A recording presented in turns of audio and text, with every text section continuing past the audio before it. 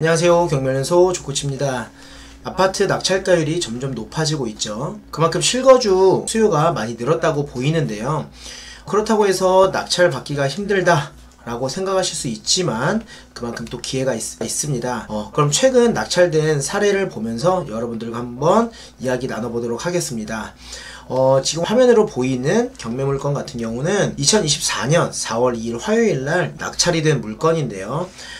서울 도봉구 쌍문동 성원 아파트 104호 물건입니다. 감정가는 4억 7,300만원에 최저가는 2차 진행 중인 금액 3억 7,800만원대 진행 중이었던 물건인데요. 낙찰가는 4억 500만원대 낙찰이 됐습니다. 입찰 인원은 5명이고요. 최근에 입찰 인원에 비하면 굉장히 적은 입찰 인원입니다. 왜냐면 지금 노원구, 도봉구, 강북구의 아파트들의 입찰 인원이 몇십 명이 입찰을 하고 있는 실정인데요. 그러면 왜 5명밖에 입찰하지 않았을까? 한번 보겠습니다. 현재 이 물건 같은 경우는 최근 저희 수강생이 이제 모의 입찰을 했던 물건인데요. 해당 경매 물건 조사 시 4억 5천만원에 바로 매도가 되는 물건이라고 조사를 해왔습니다. 제가 조사했을 때는 최소 4억 5천만원이지만 4억 후반대까지도 받을 수 있는 물건이라고 평가를 했고요. 그래서 4억 1200만원대 모입찰을 했습니다. 그래서 경매물건 같은 경우 결과를 봤더니 4억 500만원대 이렇게 낙찰이 됐습니다.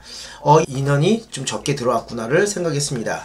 그 이유가 이 대지권을 보시면 토지 별도 등기라는 글이 써져 있죠. 이렇게 조그만한 특이사항만 있더라도 경쟁이 적구나 하는 걸 다시 한번 체크했고요. 많은 분들이 이런 물건에 대해서 두려움이 있구나라는 것을 확인을 했고요. 임차인 현황상 문제도 없었고 건물 등기에 대한 문제도 하나도 없었습니다.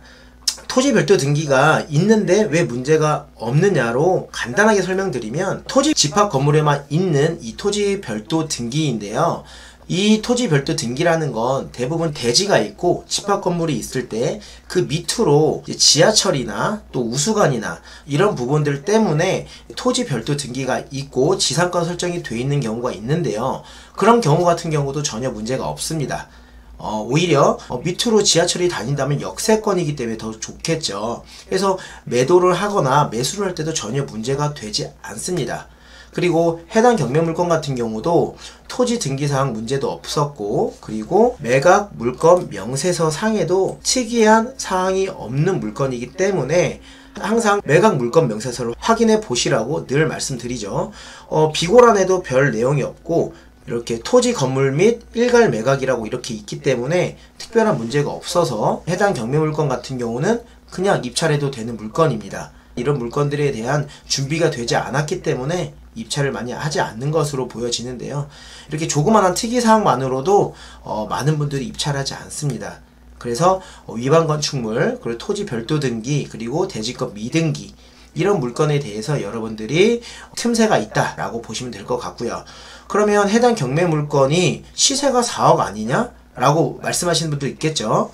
그럼 시세를 한번 보겠습니다. 경매 물건의 위치는 이 선덕중학교랑 선덕고등학교를 끼고 있는 학군이 괜찮은 지역의 아파트라고 보실 수 있기 때문에 그만큼 전세도 적게 있고 월세도 적게 있어서 경매물건 조사 시에 부동산에서도 4억 5천만 원이면 바로 매도가 가능하다 할 정도로 물건에 대해서 괜찮게 봤습니다.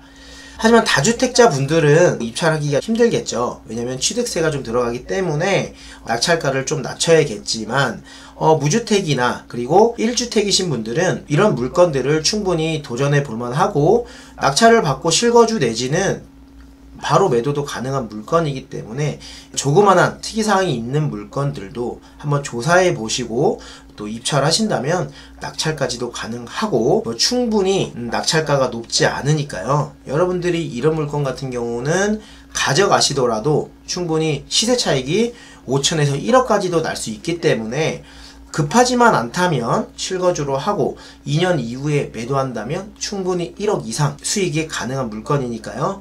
내가 실거주 아파트를 도전하시는 분들은 이런 물건들도 보시길 바라겠습니다. 총선 이후에 부동산 시장이 어떻게 될지 또 지켜볼만 하니까요. 지금 주거용 부동산이 낙찰가가 높다라고 해서 끝났다라고 생각하지 마시고 계속 예의주시하시면서 이런 사항들을 지켜보신다면 여러분들이 정말 좋은 기회를 잡을 수도 있으니까요. 공부를 꾸준히 하시길 바라겠습니다. 그럼 경매연소 조코치는 이만 마치겠습니다. 오늘도 즐거운 하루 되시고 행복한 임장 하시길 바라겠습니다. 감사합니다.